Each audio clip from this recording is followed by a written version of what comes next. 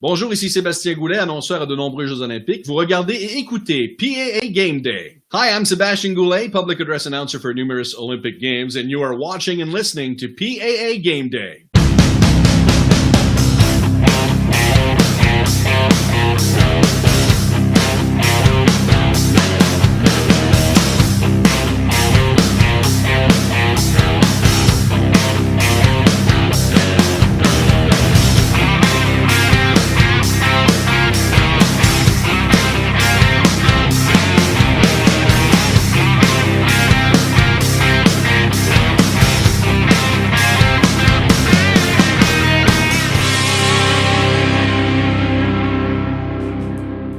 Welcome, the host of PAA Game Day and a public address announcer for Syracuse University and Colgate University, as well as the New York State Public High School Athletic Association for numerous championships, Tom Winiecki.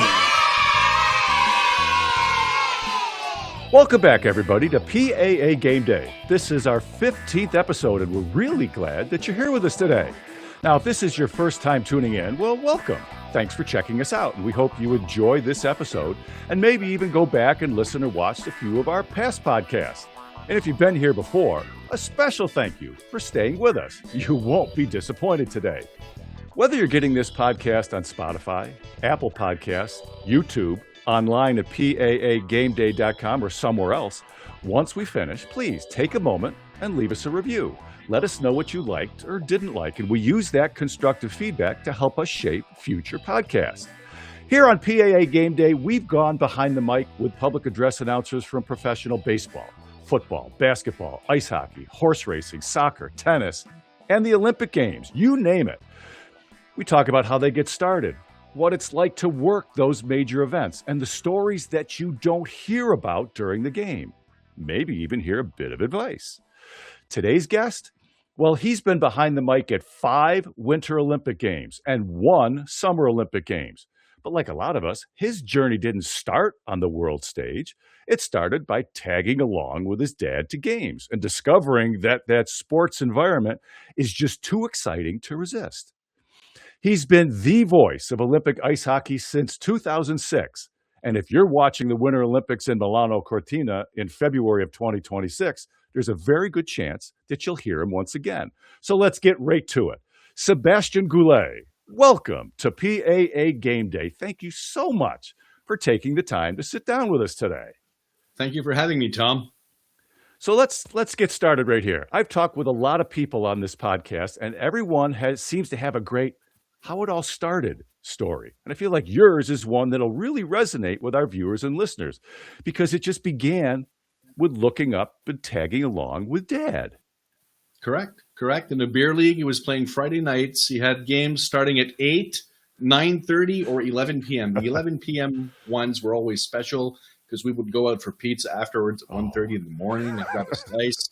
And that's how I started fiddling with scorekeeping, basically. I was about 8 or 9 years old, and the person there, who was probably there working for $2 or $3 per game, let me actually work the scoreboard. So that got me interested in the whole off-ice official side of things. Okay.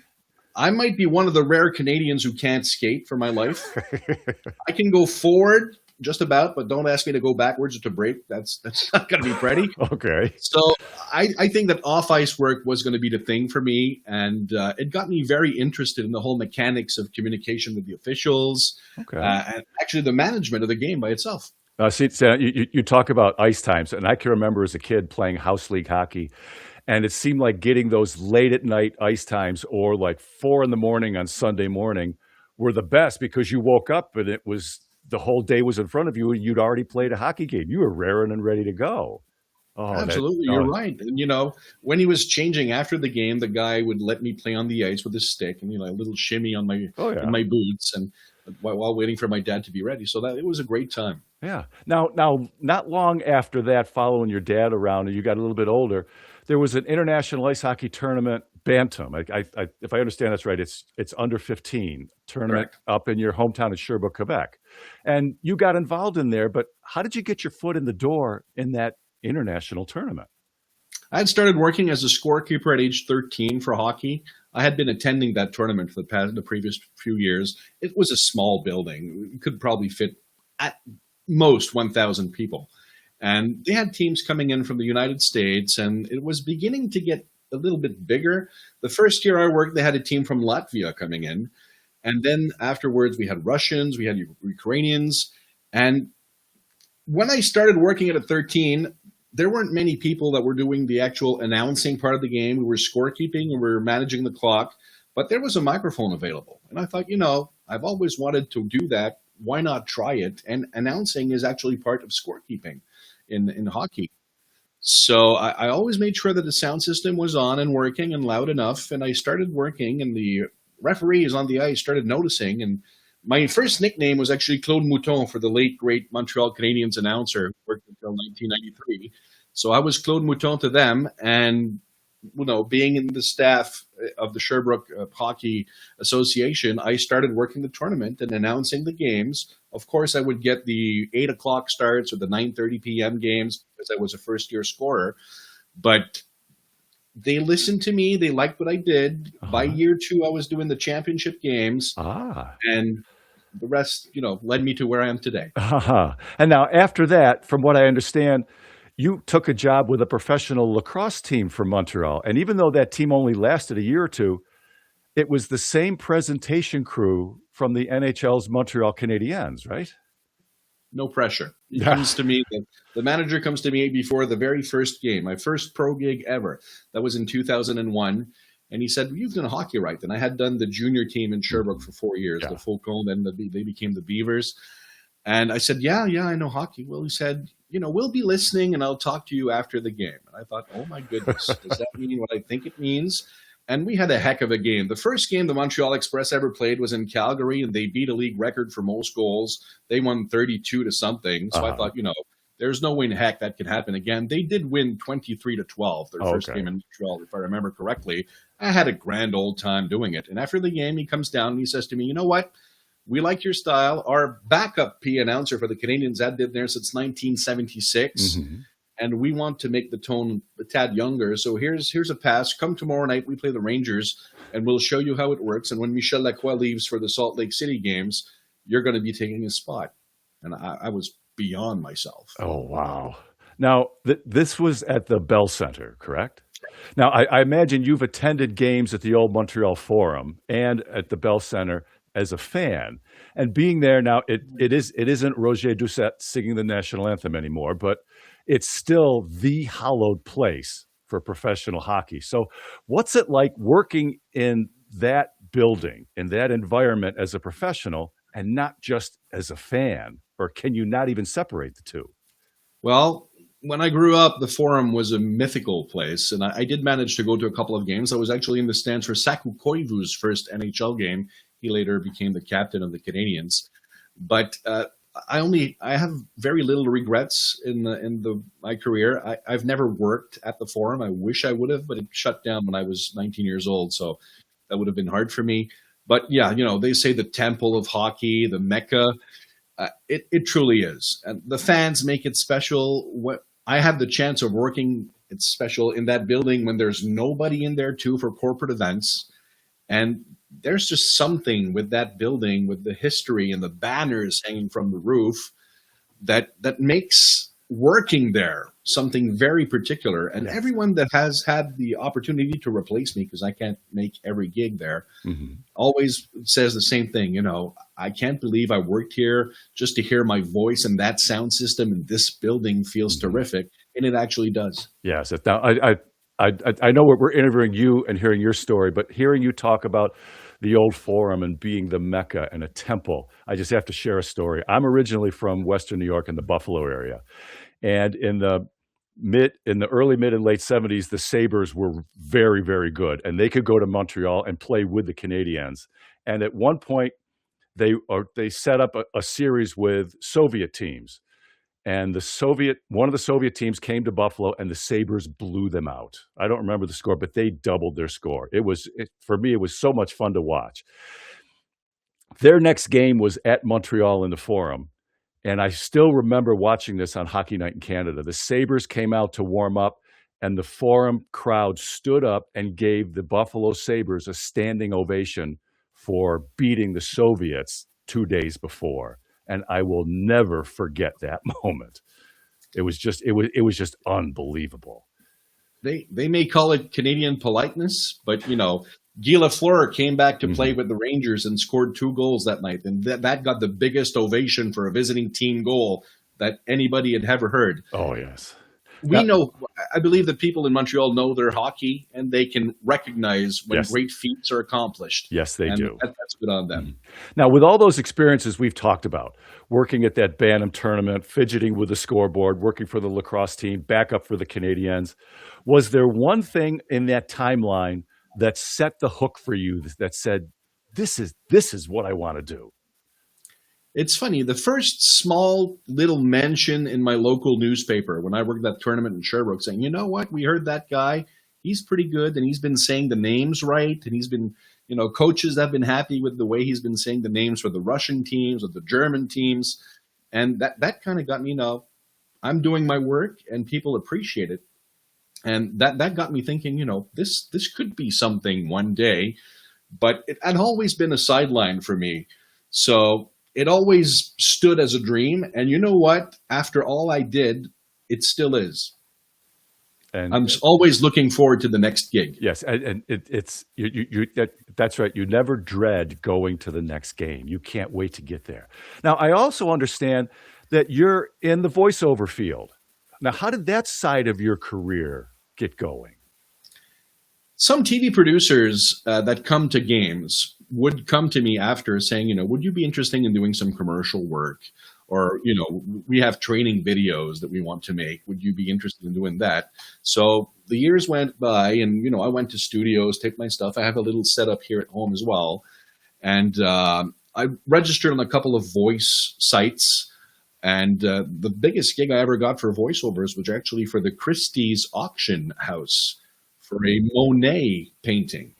And it's funny because the rate I received was, I think, 0.0004% of the price the painting was sold for.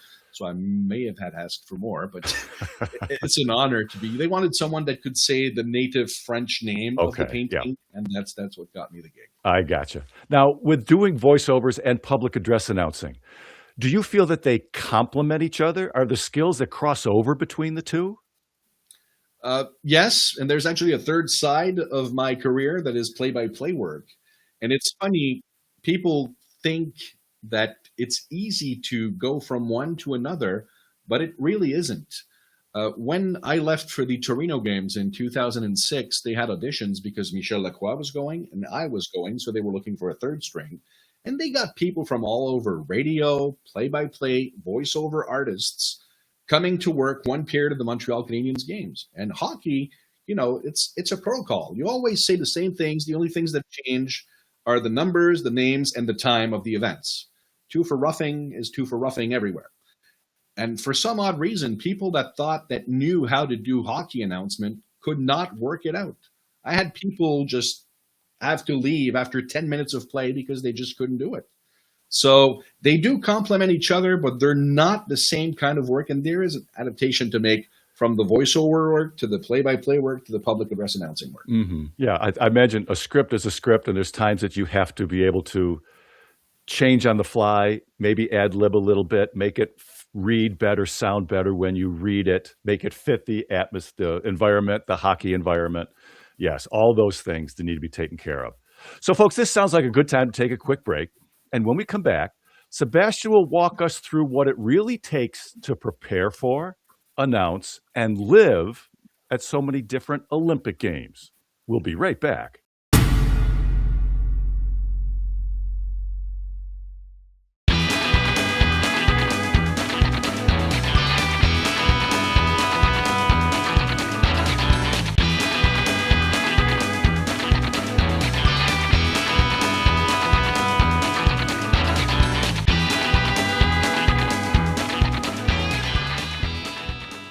www.publicaddressannouncer.org.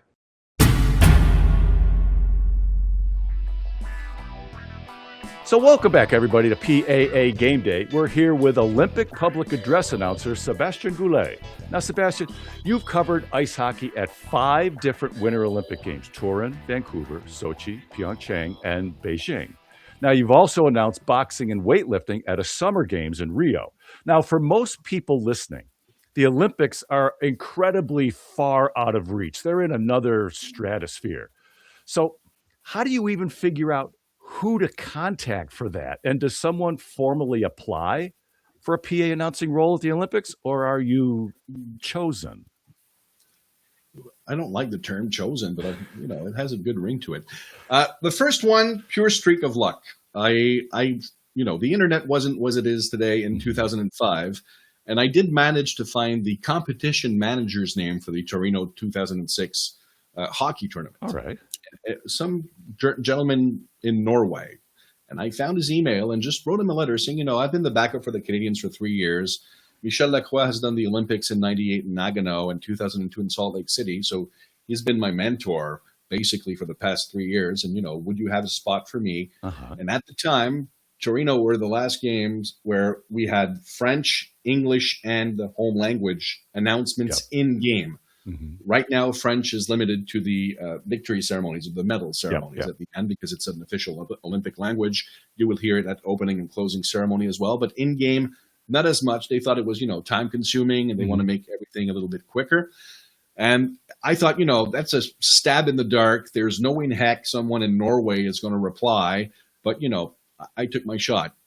And as luck would have it, 48 hours later, the gentleman answers, "Oh, my goodness, that's interesting. The Montreal Canadiens, eh? And you know what? I have a meeting next week in Torino, so I'll bring your CV with me, and we'll see how that goes." And that actually got me into Torino as the third string French public address announcer. Wow. And then they figured out that we could also do English, so we started doing a little bit of both. And once you go to the games and you do the job correctly, they tend to call you back.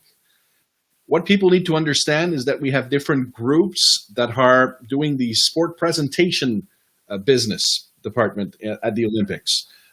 There's a firm based out of Long Beach, which was called Van Wagner.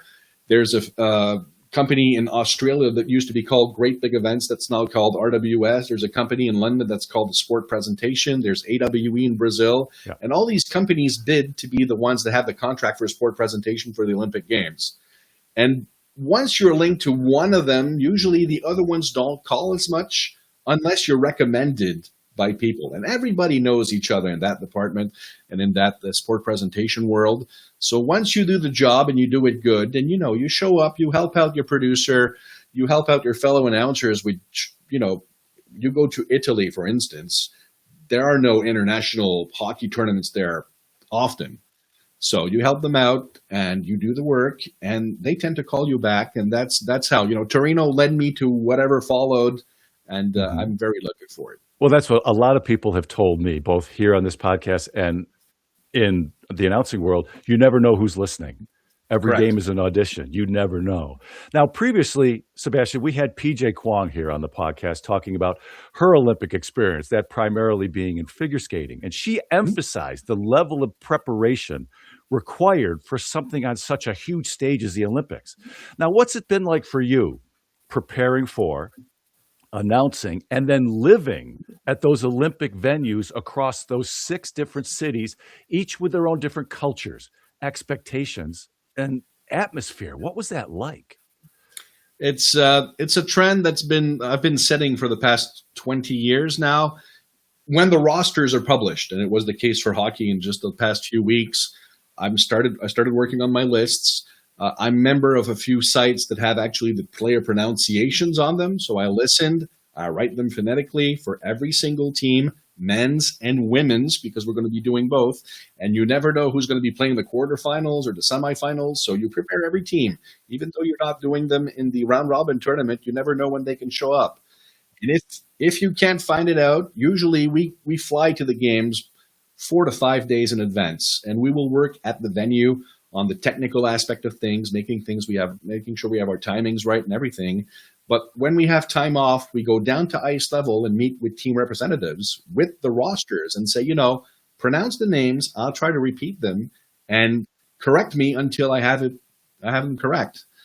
And the teams have been appreciating that a lot. And I've had comments in previous games in Pyeongchang. Someone noted on Twitter that my Czech pronunciation was fine.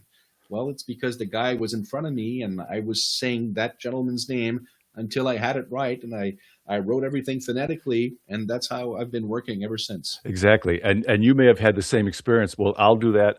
I'll call collegiate field hockey, and there's a lot of players from Western Europe playing. And I ask them to repeat their name. And if I don't get it the first or second time, the player will say, oh, that's okay. That's close enough. No, it's your name. It deserves to be said exactly the way it's supposed to. And besides being a bit of a pain trying to get it right with this poor athlete, afterwards, they appreciate the fact that you value their name and make sure that it's said correctly. Exactly. Correct.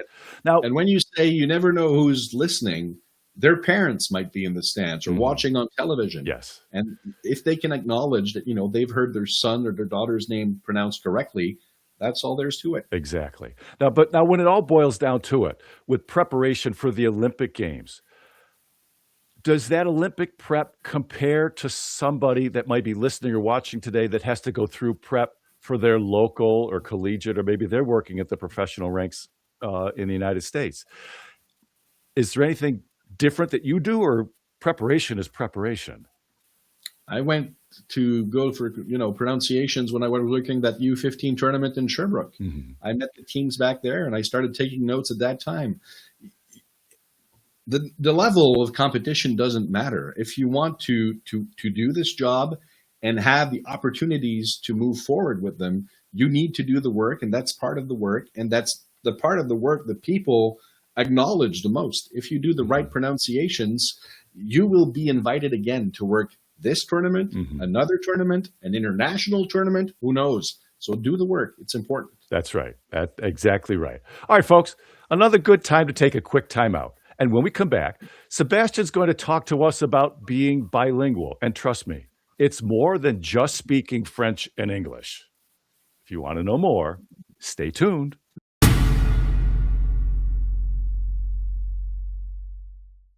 Announcing the Game is a free resource to public address announcers that take you through how to take your skills to the next level.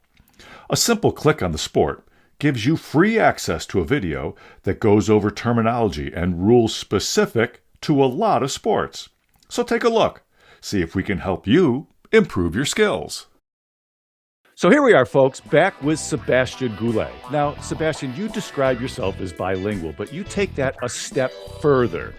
You describe to me that you speak both Québécois French and international French. Now, for those of us that don't speak French, what's the difference between the two, and when do you decide to use either one? Kudos on the word Québécois. You said it very, very nicely. Yeah, French is my native language, and being in Quebec, we have a different accent than people have in France or Belgium, for instance. And mind you, there's a lot more hockey in Quebec than there is in France, so the actual penalty terms will differ from one to another. Cross-checking in Québécois French is double check, which means double check, basically, so two hands on the stick. In France, they will call it charge sportive, so sport check, so check with the sporting tool. It doesn't have the same ring to it. You need to be able to recognize that. And if you announce a tournament in France, you would use the French terms from France. But when I went to Torino the first time, funny story, charging in hockey is when you take a couple of steps and you hit someone. The Quebecois French term for it sounds very much like when you say the a-hole word in English. So I do the very first penalty announcement of the games, and I have Alan Roach of the Colorado Avalanche, voice of the Super Bowl, famous guy next to me, and we can speak to each other without being the sound on in the bowl. So I do the penalty. Allow me to do it in French. Punition numéro 17, Luc Tremblay. 2 minutes pour, and then the French term for charging is 2 minutes pour assaut. And then I have Roach in my ear saying, "Did you just call him an a-hole?" So I changed it for the France term afterwards because I thought, there might be some confusion. At the Pan Am Games in 2015, bantamweight, I was doing boxing, and bantamweight in French is poids coq. But, the animal, not the other thing. Uh-huh. And of course, Tim Hughes, who was there by my English announcer, would always hassle me on that word.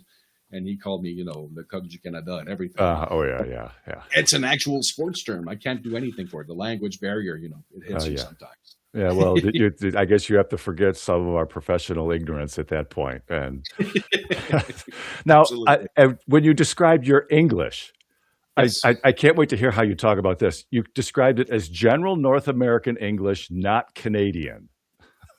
What does that mean? Well, my parents can't speak English. My dad has very limited English. My mother doesn't speak it at all. So my first English teacher, mind if I show you? He's right here. Bob Barker. Okay. I actually learned English at home by watching The Price is Right. Really? Oh. 4 years of my life. I was very good in English, and I could identify car brands very easily. That's what my mom said. I've taken English classes in elementary school, secondary school, college, and everything. But the fact that I learned from an American source, but that I was taught in Canada, meant that I don't have the about and out that a lot of Canadians have. Yeah. So people from Canada think I'm actually from the States, and people from America might still hear a Canadian accent. So that's why I say I have a generic North American accent for English. Oh, wow. Now, you started to allude to this a little earlier with being multilingual and working these events. But how do those language skills, and you talked a little bit about a penalty in France and the same penalty in Montreal. But how do those skills become an advantage for somebody in your position at an event like the Olympics? Well, French is the official Olympic language, so there will always be French, at least in the ceremonies part of it. So that kind of gives me an edge on going back because, they don't have to hire a separate French person from an English announcer that can work the games. And it goes beyond that because when you travel to Italy or to South Korea or to Russia, you do need to pick up a little bit of the language to bond with the locals. And the locals form 75 to 80% of the work staff there. So, I can say hi and thank you in Russian, Korean, Chinese. You need to bathe in the local culture. In Beijing, it was inside the bubble, but we were there during Chinese New Year's. And they had us make dumplings. And there was a camera crew there from the local news. And I don't know if you knew that, Tom, but the most watched program on New Year's Day in China is the news. So there were over 1 billion people watching that piece on us making dumplings. I didn't have a clip, but when we came back to the hotel that night, my fellow DJ and producers who were in that feature were stopped by staff that wanted pictures with them because they had been on the news that day. So it's important to taste the local culture. You never know when you're going to get back. Yeah. But that's a little bittersweet, though, too, at the end, because you spend 3 weeks of your life, 16-hour days with the same people every single day, and you bond. I bond with my, Chinese announcer and my Russian announcer. And then by gold medal game, you're with those people, and your flight is the day after. And there's a very, very good chance you're never going to see them again in your life. That's right. So it's very bittersweet when it comes towards the end of the Olympic Games. You try to keep in contact. I have WhatsApp groups from games prior that are still active, and people kid each other and keep on telling the inside jokes that from the past, like 5 years back. But you need to acknowledge that, we are the privileged ones that get to work every 4 years when you're reinvited. Mm-hmm. Some people do make it, mainly on the producing side. Yeah. From, I have my producer in Italy for Milano coming up. It's from Brazil. So he was there, started in Rio. Okay. And managed to work the ranks all the way to these games 10 years later. So it's good for them that they did manage to make it. But for most cases, you make great friends, and yet you'd never see them again in your life. Well, that's it. It sounds like the relationships that you build as a public address announcer or a play-by-play announcer, in your case, or a voiceover artist, with the people you work with, so you get called back because they know I can work with Sébastien. He's going to be a pro. He's going to do the work. I trust him to do the work. the same thing, the relationships that it sounds like you develop with people from all over the world covering the same sports you are, you know exactly what each other's going through. And then those inside jokes mean a little more because you've all gone through that same gauntlet together. Correct. And sport is sport. I mean, hockey in Italy or China or Russia or Canada, it's all the same. It's the same game. And, you bond with on-ice officials as well that come from all over the world. And it's funny because the management of the game is different within each sector of the world. Europe doesn't manage hockey games the same way as Asia does or as North America does. But it's always in the same mold at the end. You drop the puck with 60 minutes, game on, and may the best team win. Exactly. All right, Sébastien, we're going to finish with a couple of rapid-fire questions that we ask all of our guests. So first, out of all the events and venues that you've worked in, what's one moment that stands out? One where the fan in you wanted to get up and scream with everybody else, but that PA announcer, little person on your other shoulder, said, all right, Sébastien, take a breath and do your job. I had great advice from Michel Lacroix before the Vancouver games, actually before the Torino games. He said, one day you'll be part of something great and you won't realize it because you're so busy doing your job. And that's actually the mentality that I had when I worked the golden goal game in Vancouver. I was the French voice when Sidney Crosby scored the golden goal. And we had two scripts. USA wins, Canada wins. So we tossed the USA wins one out. Sorry for you, Tom. And, first reflex of a P announcer at hockey, we note the time. Then we get the goals and assists. We announced a goal, go straight into our script, do the medal ceremony. And then, we were talking about the wrap party going on that night. We were meeting up at a restaurant and everything. And we took our sweet time because it was a crowded event. So we go down to the office. I actually have a prop with me, if you don't mind. Go ahead. On my way down to the office, I walked past the Canucks dressing room. The whole team had left. I mean, the party was over. It was probably 90 minutes after game time. So I thought, this building will not be used anymore. Why not pick this up? So this is the official Team Canada dressing room side. Oh, from wow. the Vancouver 2010 Olympic Games. So I have that in my office here.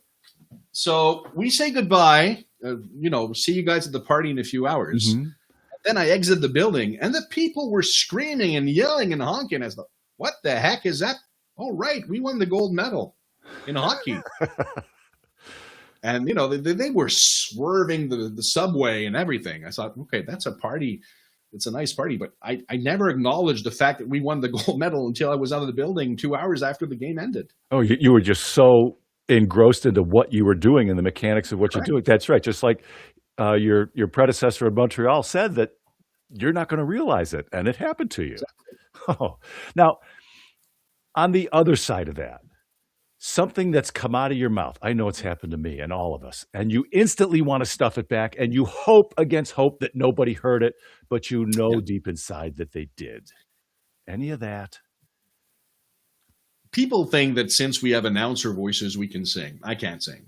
And, I've been asked to sing Happy Birthday once or twice on the microphone, and that never has gone down well. So I'm not saying yes anymore. I will play a song if I'm a DJ for that event too, but don't ask me to sing. I'm not singing in public anymore. Oh, wow. Now, all of us, we've all had mentors. We've had supporters, people that helped us along the way. So, Sébastien, let's flip that on its head. If you could give one piece of advice to a public address announcer out there listening or watching right now, no matter their level, whether it's their son or daughter's youth league game or it's the Olympic final on the ice, what would that one bit of Sébastien wisdom be?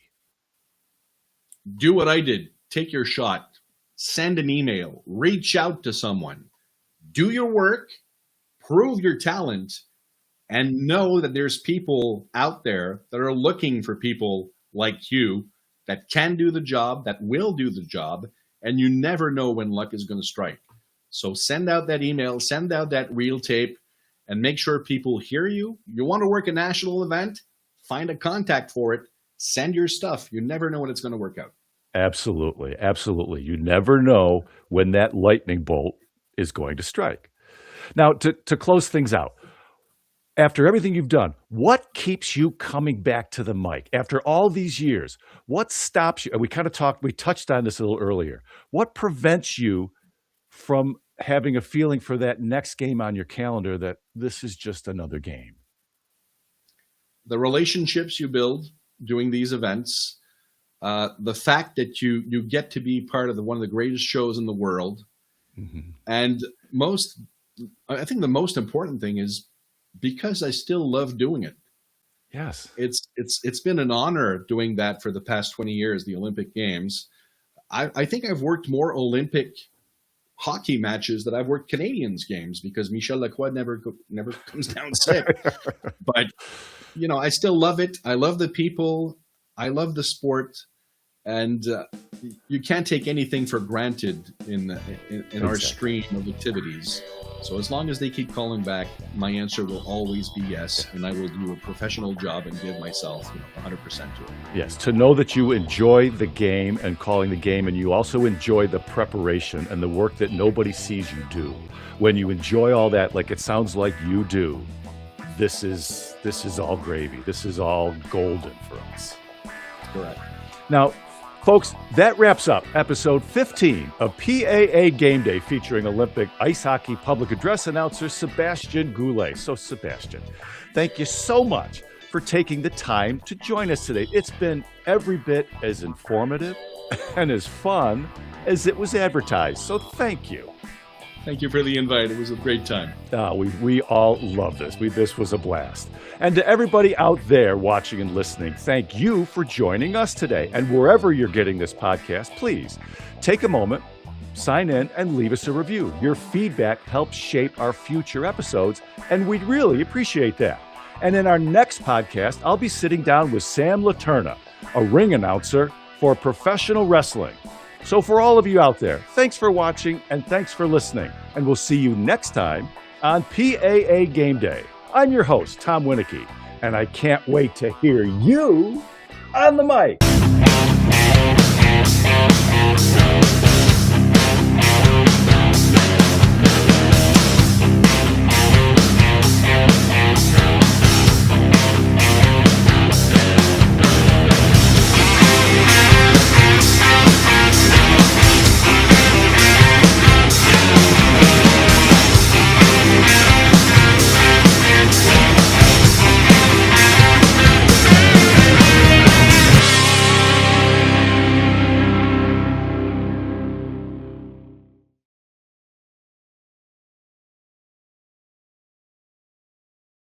Roll sound.